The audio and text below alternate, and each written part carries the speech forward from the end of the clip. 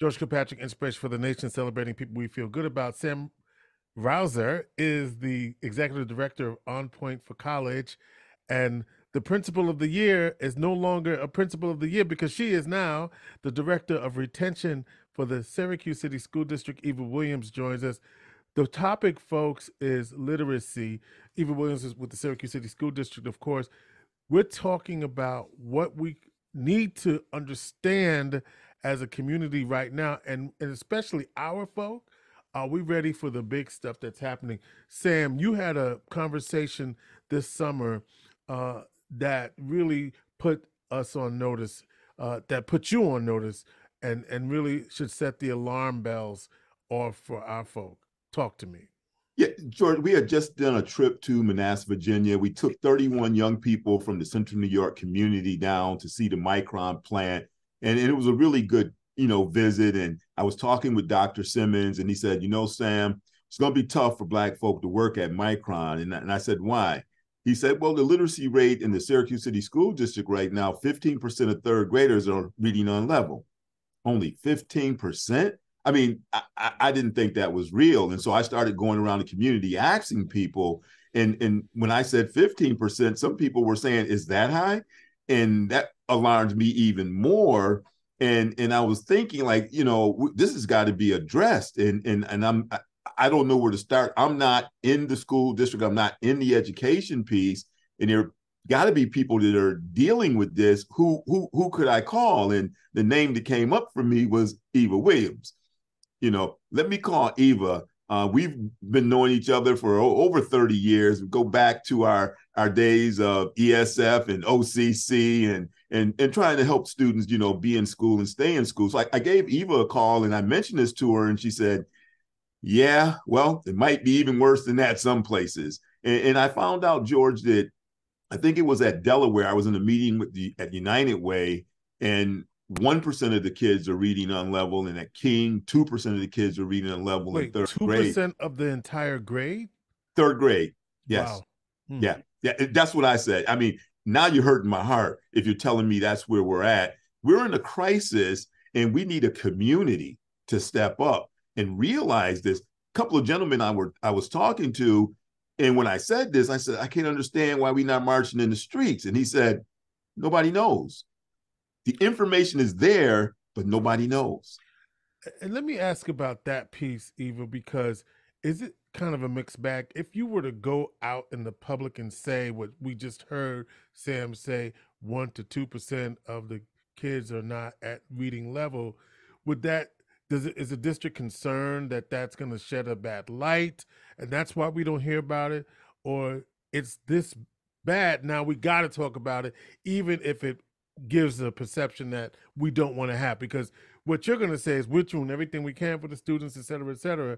But I know if you hear that, it's like, oh man, so what does that say about the district itself? So clear all of that up and let's get right to it, Eva, because you've always been a straight talker.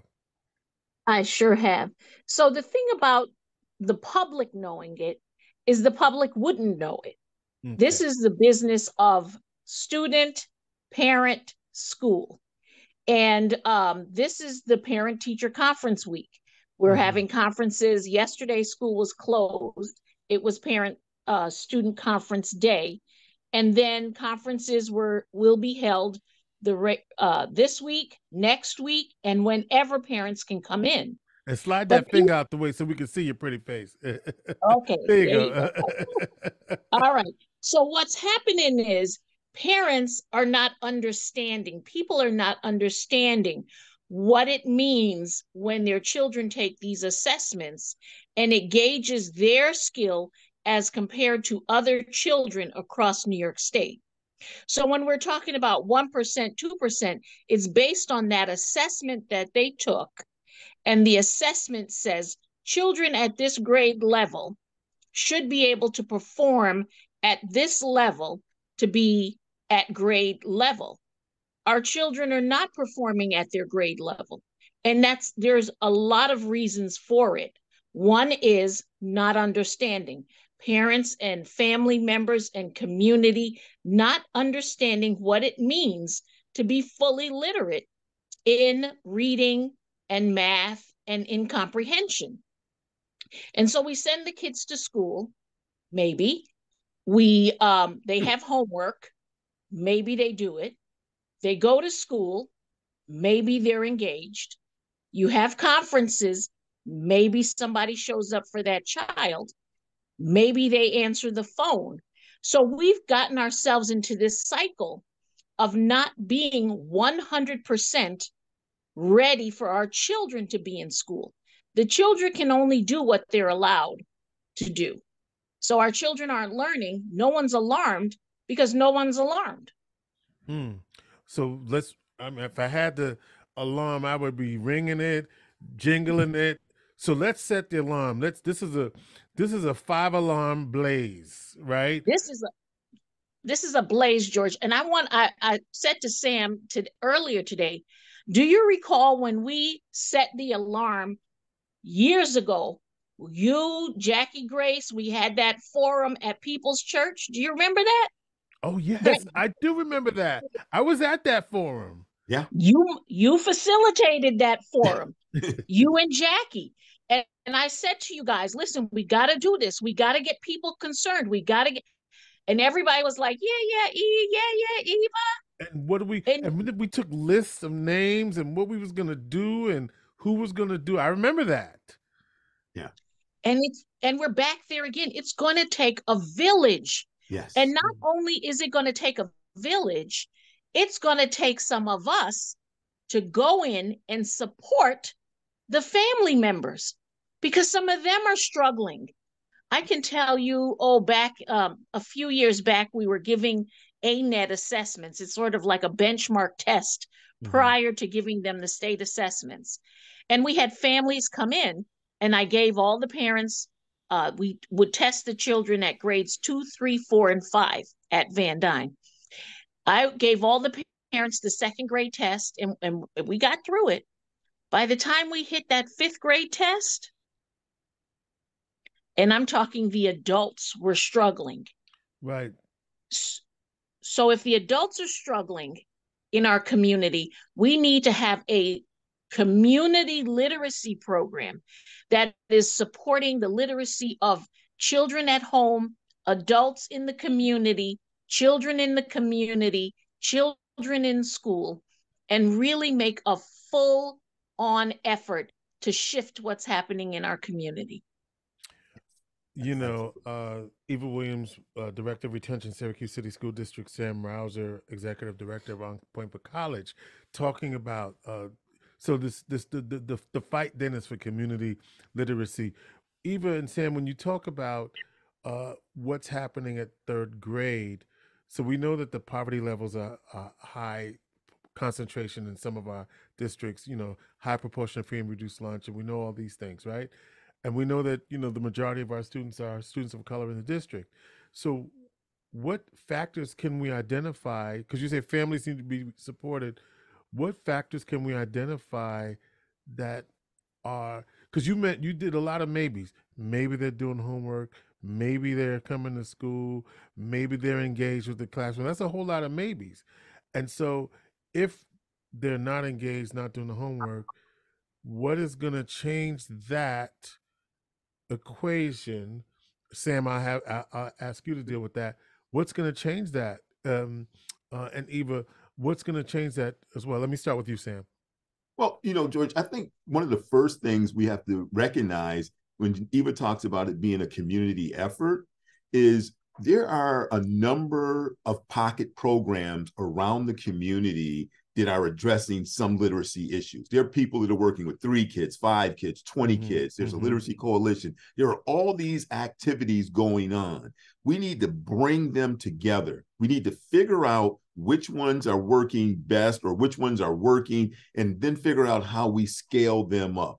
That's going to help us address and get to a lot of people who are being worked with now, who we can also reach out to their families and support them also.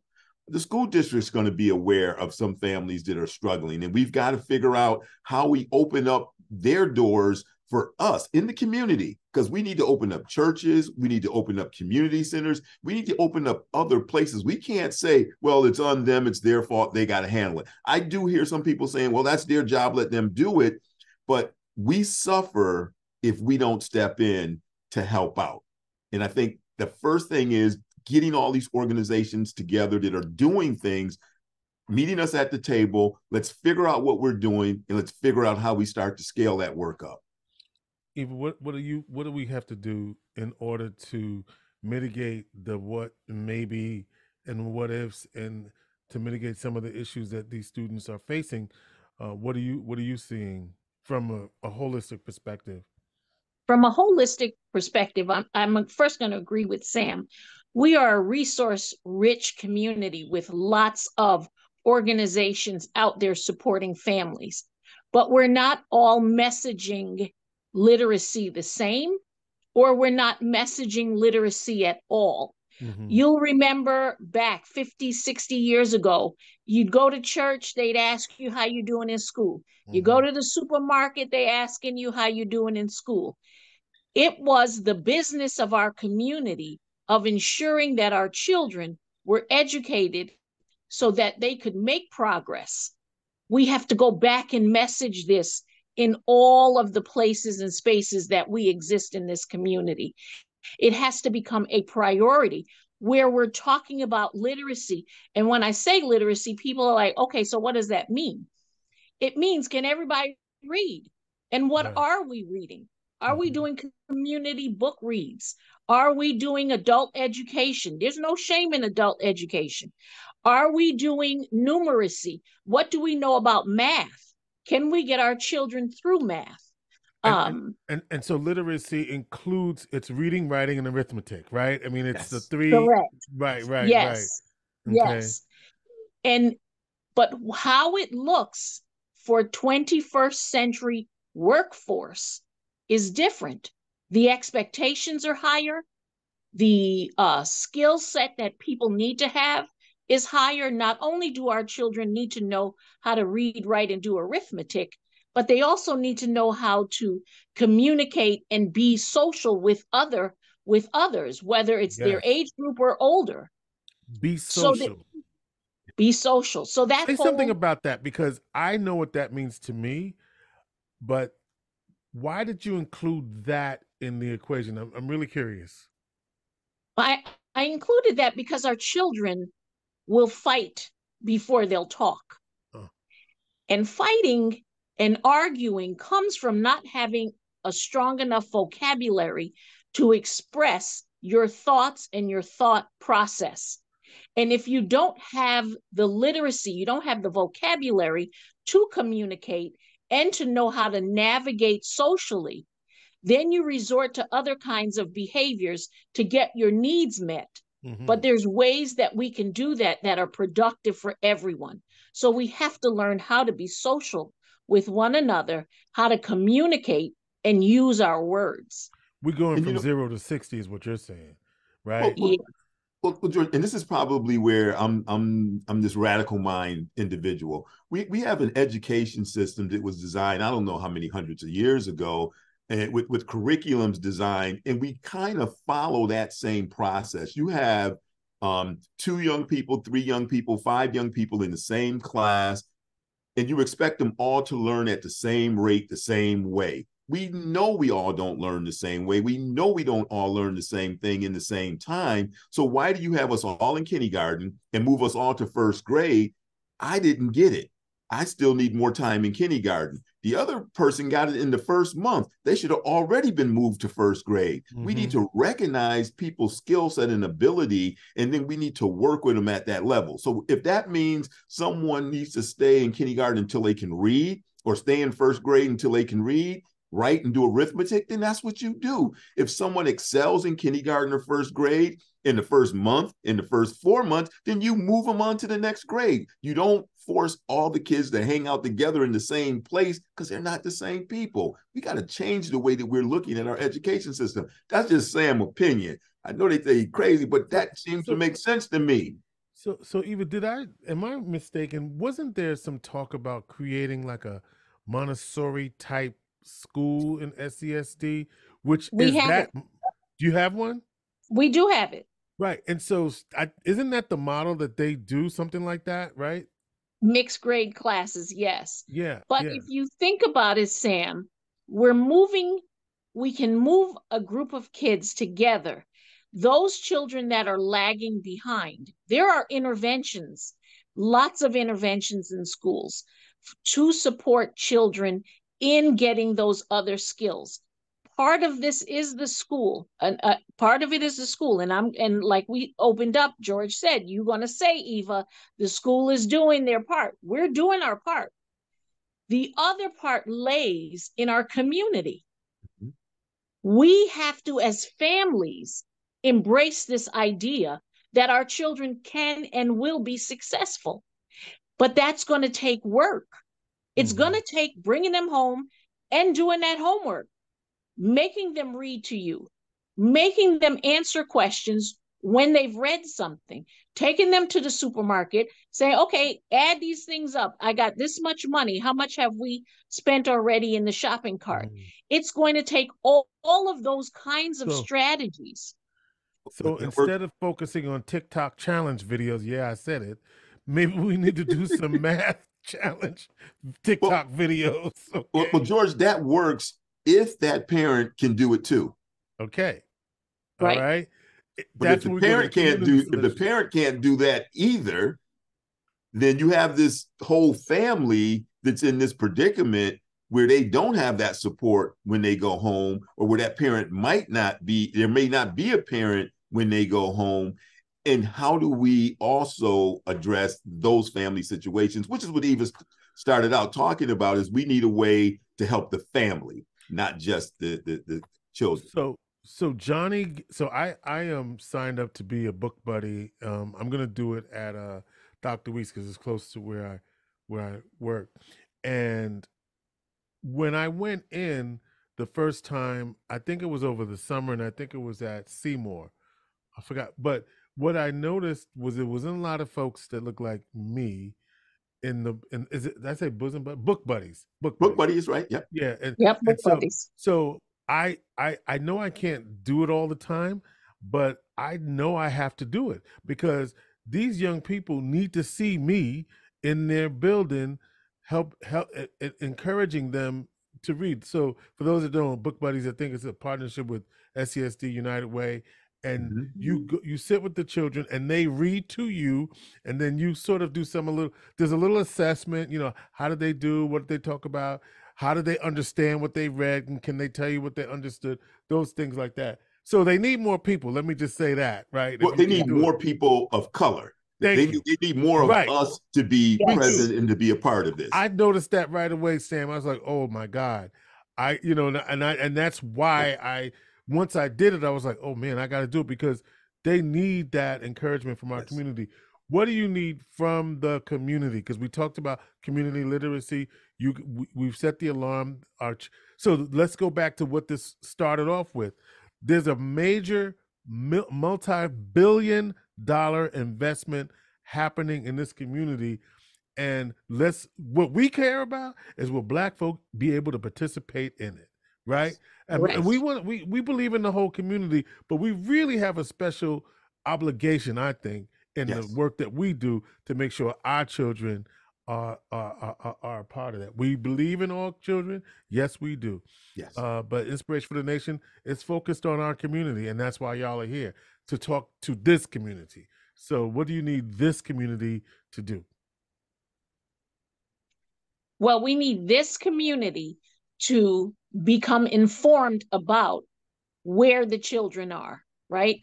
The African saying is, how are the children?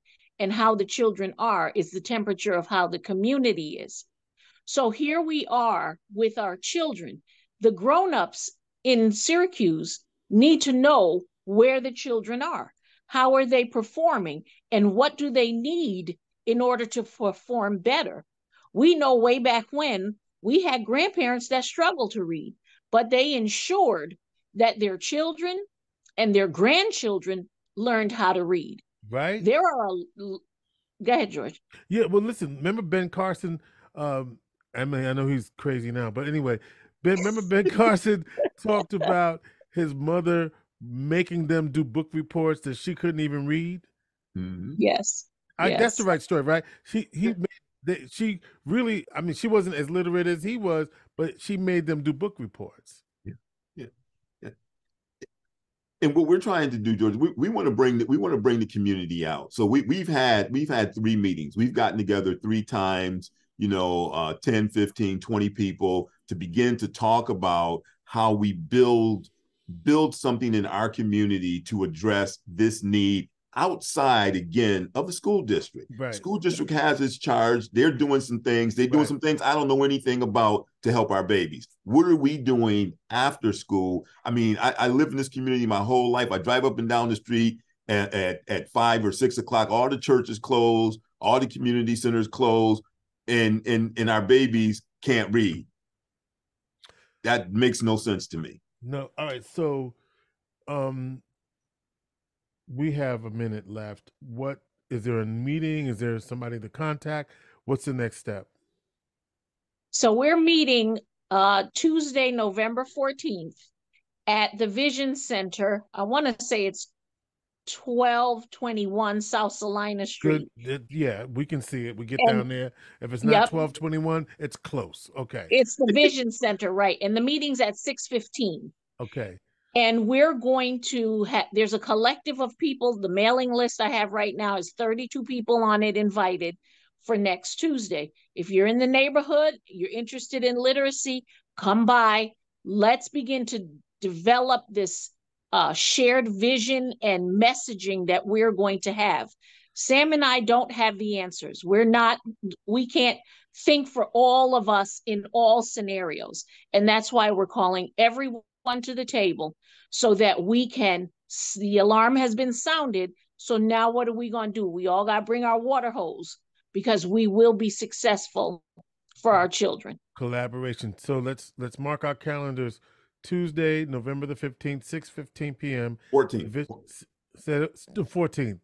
Tuesday, November 14th at 6:15 p.m. at the Vision Center, located 1221 South Salina Street in Syracuse. It's right on the corner, East Rainer Avenue. The gas station's right there, across the street from the old Sears building. Y'all know where that is. Okay, let's go. We know where that is. Sam Rouser is the executive director of the On Point for College. What's this thing you say, Sam, at the end? We keep it on point.